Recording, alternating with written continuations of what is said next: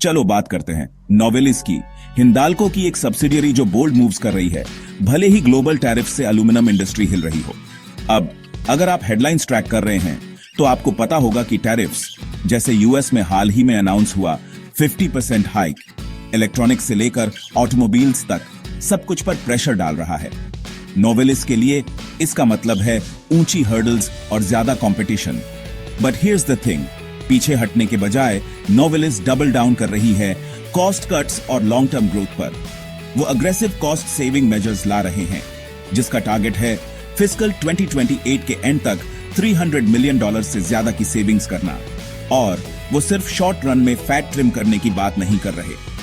Fiscal 2026 के लिए ही Novelis expect करता है कि ये मूव्स और भी सेविंग्स देंगे, जिससे उन्हें स्टॉर्म को फेस करने और एक कदम आगे रहने में मदद मिलेगी।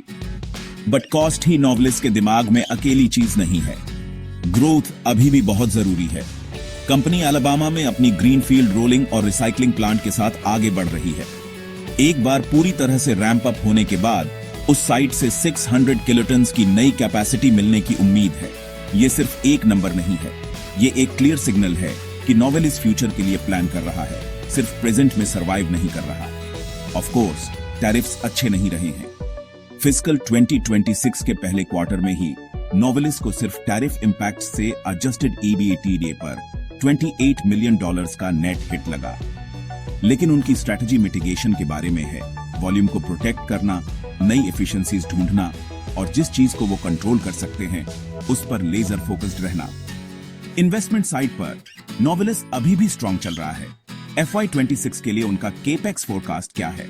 $1.90 और $2.2 बिलियन के बीच।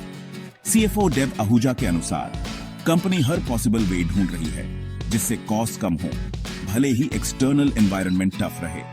But here's the kicker, aluminium की डिमांड खासकर बेवरेज पैकेजिंग में अभी भी रोबस्ट है।